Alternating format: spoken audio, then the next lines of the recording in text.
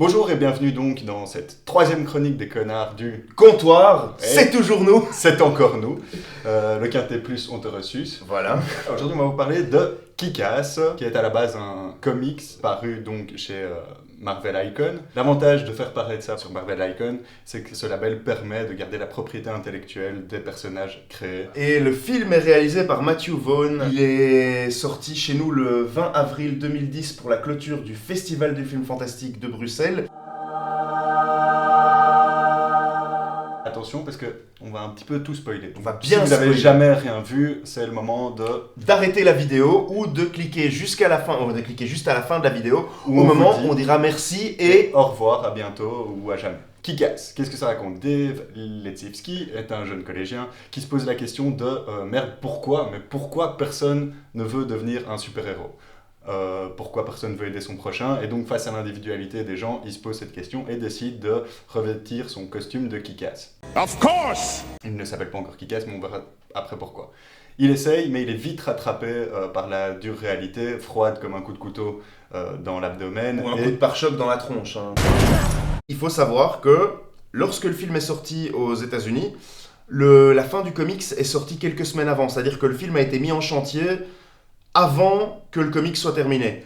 Le comics et le film suivent malgré tout une même ligne narrative, avec des grosses différences, mais on a la même histoire. Pourquoi faire cette critique surtout? C'est parce que c'est le ton qui est vraiment différent. C'est le ton apporté au film qui est beaucoup plus positif, beaucoup plus happy ending, là où on a une réalité plus dure, plus violente dans le comics. Sombre, ouais. Beaucoup plus sombre effectivement, et ça passe par différentes choses, tant de choix scénaristiques que de caractérisation des personnages. On va d'abord donc commencer par...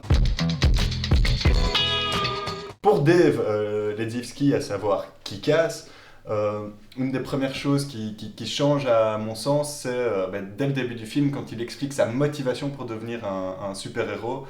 Dans le comics, c'est clairement un mélange de solitude et de désespoir. Là, dans le film, c'est quoi? Là, dans le film, c'est un mélange de naïveté et d'optimisme. Dave, donc Kick-Ass dans le film, est un peu plus loser que dans le comics. Dans le comics, il y a le personnage, voilà, mais dans le film, par exemple, il y a une scène à laquelle je pense, qui est la scène du racket au début du film. Donc lui et ses potes se font racketter par deux gars, ils se font voler les comics et tout. C'est des trucs qui arrivent pas dans le comics, en fait. Et pour Kick-Ass, pour le personnage de Dave, dans le film, c'est un peu le déclencheur, ce qui fait qu'il va avoir envie de mettre son costume, alors que dans le comics, c'est quelque chose de beaucoup plus diffus, qui est omniprésent, mais sans vraiment qu'on sache ce que c'est.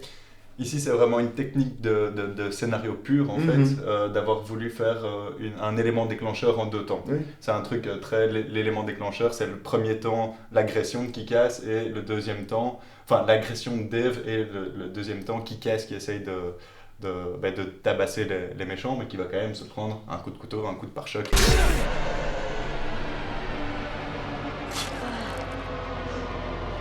Dans le comics, le procédé est très long. C'est l'entraînement du super-héros et c'est son chemin de croix qui va lui donner ce coup de pied au cul et lui permettre de repartir après, de revêtir son costume et de devenir ce qu'il sera à la fin du récit. Encore, pour aller un peu plus loin, c'est le manque de courage que le Kick-Ass film possède finalement. Il est beaucoup moins courageux que le premier, et ça va nous permettre de faire la transition sur Red Mist aussi, parce que c'est surtout dans leur tandem que ça va se voir, à savoir le moment où clairement on a Red Mist et Kick-Ass qui doivent aller dans un incendie. Alors bon, ils ont un peu changé scénaristiquement le truc, parce qu'ils se rapprochent de la mafia dans le film et que c'est plus important dans le récit l'aspect mafieux.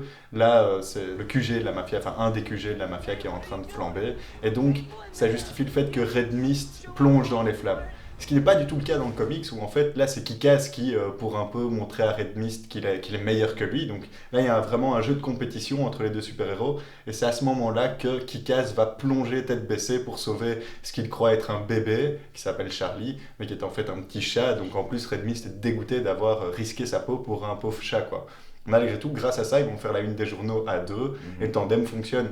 Et donc ça, moi je trouve que c'est mieux, ça nous donne un Kick-Ass qui prend un peu plus les choses en main quand il le peut. Red Mist est une petite pute de fils de mafieux qui veut se faire accepter et par son père pour reprendre la famille et l'affaire familiale, et en même temps qui aimerait bien des potes. Je pense à cette fameuse scène de la bagnole où ils sont à deux dans une voiture. Il y a la musique de Gnarls Barkley qui est en fond. Crazy.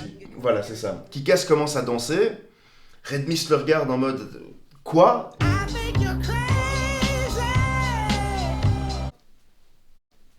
Et puis finalement il rentre dans son délire. Et c'est très très important cette scène dans le développement de Red Mist parce que il a pas de pote. Et c'est la première fois qu'il arrive à connecter avec quelqu'un comme ça, à avoir ce genre de délire avec quelqu'un. Et c'est pour ça d'ailleurs que, au moment de la scène du piège de Hit Girl et Big Daddy, lui va tout faire pour sauver Kick-Ass. Il voulait couper la poire en deux. Il voulait que Big Daddy et Hit Girl se fassent avoir par les mafieux, mais il voulait surtout pas que Kick-Ass crève. Il voulait surtout pas qu'il arrive quelque chose à Kick-Ass. Et il va essayer, comme ça, un petit peu en pleurnichant, de sauver Kick-Ass. Mais il va dire cette phrase à son père, on avait un deal, mais peu importe. Ouais, il lui explique que voilà, s'il veut rentrer dans les affaires, il doit parfois faire ce genre de concessions. Et surtout, il faut montrer à tout le monde que jouer les super-héros, c'est dangereux. Of course! Autre différence majeure, enfin non, justement, on va prendre le personnage peut-être le moins différent, que moi j'ai à fond apprécié. Ah, oui. Mindy, alias Hit Hit Girl. Girl.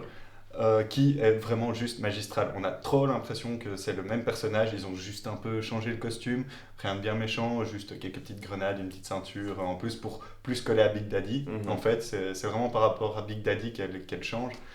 Mais voilà, je trouve que le personnage va vachement bien à Chloé. Ouais.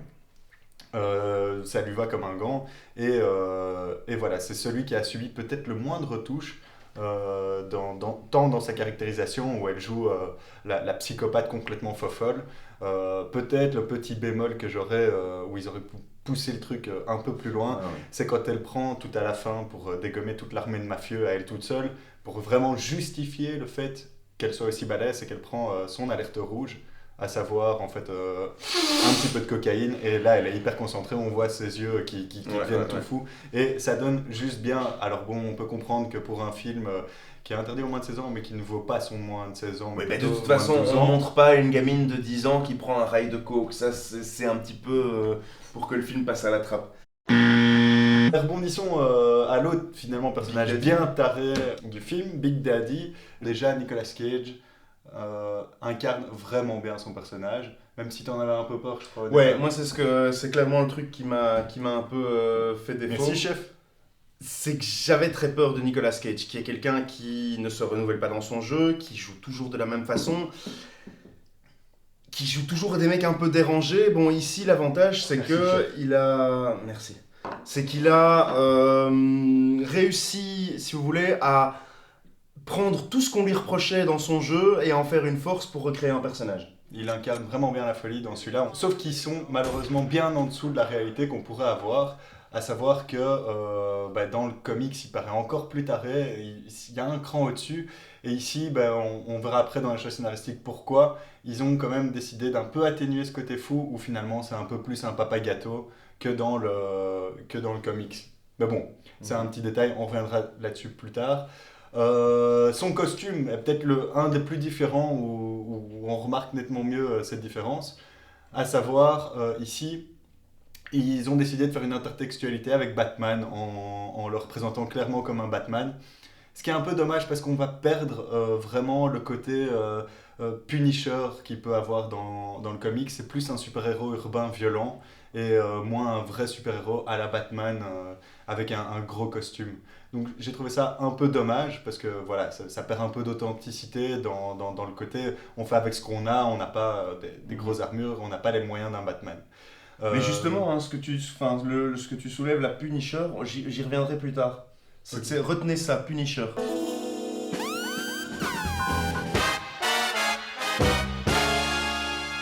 Ok, et donc voilà, mais à côté de ça, le Big Daddy porte vachement bien son film, on reviendra bien là-dessus, il a des highlights qui valent au moins ceux de Hit Girl aussi, donc c'est vraiment un chouette perso, dommage pour cette intertextualité Batman. Premièrement, dans le prologue, dès le début, après que le mec se soit écrasé, le faux super-héros, le film opère tout de suite un retour en arrière de 6 mois pour dire voilà, je vous explique mon histoire. Le comics décide vraiment de prendre un autre parti pris qui est celui de montrer Kick-Ass sous la torture, avec des électrodes sur les couilles, donc on voit quand même déjà que la scène de torture est nettement différente pour Kick-Ass, qui s'en prend vraiment plein les couilles, si je puis me permettre. Oh le con! Oh le con! Il est con, hein. Là, c'est, ben voilà, il est en train de griller devant nous, et la question qu'on va se poser, c'est comment il en est arrivé là. Donc là, on est beaucoup dans du comment est-ce que... Et donc, on est tout de suite beaucoup plus centré sur Kick-Ass, là où après, enfin, dans la première partie du film, on le reprend directement dans sa vie de petit collégien. Et voilà, moi, personnellement, j'ai été un petit peu déçu là-dessus. Surtout aussi la manière dont il trouve son nom. C'est différent aussi. Le nom de Kick-Ass, donc dans le comics, en fait, ce sont les internautes qui lui donnent son nom. Alors que dans le film, c'est lui, occupé en classe, à griffonner des trucs, qui se trouve son nom lui-même. Et ça, malgré tout, je trouve que c'est dommage. Il y a cette fameuse scène que moi j'apprécie tout particulièrement, qui est celle de Kick-Ass qui se révèle pour la première fois au grand public, celle où il va vraiment ben voilà, se battre et se révéler. Comment ça se passe ? Premièrement, lui, il essaye de sauver un chat et il tombe de là où il était perché. Voilà, il y a le mec qui trébuche sur Kick-Ass qui est par terre, et là, les trois poursuivants du gars se mettent à lui défoncer la gueule tout en remerciant Kick-Ass. C'est à base, Kick-Ass se révèle, il se bat à 1 contre 3, et il demande de l'aide à un jeune. Et là, ben, ils reviennent tous à la fenêtre et les smartphones sont sortis. Et tout le monde se met à filmer la scène qui est en train de se dérouler. Au niveau de la réalisation, ce qui est sublime, c'est qu'on passe vraiment quasi de l'image GSM à une image YouTube. On remet la vidéo sur YouTube, le nombre de vues qui augmente, et puis ça passe à la télévision directement après. On voit vraiment cette volonté de critique de cette société, et cette critique est très bien amenée. Donc vraiment une sublime scène où on a du multimédia pendant 5 minutes. En parlant de cross-média, il y a donc pendant le film, à un moment donné, quand Kick-Ass a sa renommée qui augmente, il y a une BD. Donc ils sont dans le magasin / café où ils vont tout le temps boire des pots. Et il y a une BD de Kick-Ass et ses copains sont en train d'en discuter, lui est là genre oui, nanana. Alors ça c'est un super clin d'œil je trouve, puisque la BD utilisée dans le film est la vraie BD Kick-Ass. On voit que c'est la BD qui a donné le film. Et puis c'est une manière aussi de montrer que les artistes qui se sont occupés de la BD cautionnent totalement le film et sont un peu derrière. Alors, ça c'est, je m'évade dans des grands sujets. Donc Big Daddy, dans le film, est un policier qui s'est fait avoir par la mafia, qui s'est fait manipuler par la mafia et est tombé pour une histoire de coke. No, God! Donc Big Daddy a fait de la prison et sa femme ne supportant plus la situation, et les factures qui s'accumulent. C'est ça, c'est donner la mort, laissant donc Mindy seule, qui va récupérer son papa à sa sortie de prison. À sa sortie de prison, Big Daddy décide d'entraîner sa fille pour devenir une tueuse, un super-héros. Of course! Et ils veulent se venger de cette famille Génico. Genovese il s'appelle Genovese dans le comics et D'Amico dans le film. Donc on va l'appeler Génico. Dans le comics, en fait, au cours de la torture, on apprend que la fameuse mallette de Big Daddy est en fait une mallette remplie de comics originaux, de collections qui lui auront servi à payer les 10 dernières années. Exactement. Et et donc que Big Daddy n'est pas du tout un flic, que c'est une histoire qui s'est inventée. Petit hommage au Punisher d'ailleurs, puisque l'histoire de Big Daddy, que ce soit dans le film ou dans le comics, est quasiment exactement la même que celle du Punisher. Du coup, ça fait de Big Daddy un fanboy. Alors je sais que ça peut faire crier, enfin moi je trouve que c'est ça qui est génial. Génico lui demande, mais pourquoi moi, qu'est-ce que je t'ai fait ? Et Big Daddy lui répond, c'est simple, il nous fallait un méchant. Surprise, motherfucker! Selon moi, le fait d'avoir donné une légitimité à la vengeance de Big Daddy, de ne pas en avoir fait un fanboy, c'est simple, c'est tout con. Mais c'est ce qui a fait que le film Kick-Ass est passé à côté de devenir un film complètement culte. Bon, on parle de traitement médiatique, on parle des grosses différences sur Big Daddy, et moi je pense qu'ils sont passés au final à côté de quelque chose d'essentiel dans le film, et le titre nous le dit bien, Kick-Ass. Oh my! Alors maintenant on arrive au cas Cathy Doma, le fantasme de Kick-Ass et de moi dans le film. Il devient effectivement, Dave devient son meilleur ami gay et lui avoue à un moment donné qu'il n'est pas homosexuel, qu'il est bel et bien Kick-Ass. Et Cathy, avec l'admiration et le fantasme d'une jeune, se le tape, putain. Et donc à la fin du film, ils repartent ensemble. Mais dans le comics, le vrai problème, c'est que en fait, cette relation n'existe pas. À la fin, une fois qu'ils ont battu Génico avec Hit Girl, ils arrivent, là, il arrive au collège et il se dit, ok, je vais avouer qui je suis, mais il faut savoir qu'elle sort avec une espèce de métis latino, on sait pas trop, il s'appelle Carl en tout cas, ça je peux dire. Carl. Et donc, Kick-Ass avoue à Cathy Doma, ouais, je suis Kick-Ass, je suis amoureux de toi depuis le début, désolé, je suis pas gay, etc. Là, elle le traite de gros loser, elle demande limite à son mec de le tabasser, je crois que même il se fait tabasser la gueule, elle envoie des mails, parce qu'il se fait tabasser, il rentre chez lui à la gueule couverte de bleu et quelques petits pansements, et là, il reçoit ce fameux MMS, où Cathy Doma est en train de sucer la bite de son mec en mode, ouais, voilà, t'as bien vu, je suis avec quelqu'un en vrai, et toi, ta gueule de petit loser, j'en ai strictement rien à kicker. Voilà, ça c'est la fin du comic, ça te bousille un peu le bide. Hein, et là-dessus, tu prends une Kick-Aspirine. Il faut peut-être finalement conclure là-dessus. J'ai une légère préférence pour le comics, pour le comic book, pardon. Parce que voilà, il y a ce côté prise au trip, violence graphique qu'on a très peu dans le comic book général, de manière générale. Moi c'est ce qui m'a réellement plu. Au terme de l'analyse, je sais pas lequel je préfère. J'adore le comics pour sa violence gratuite.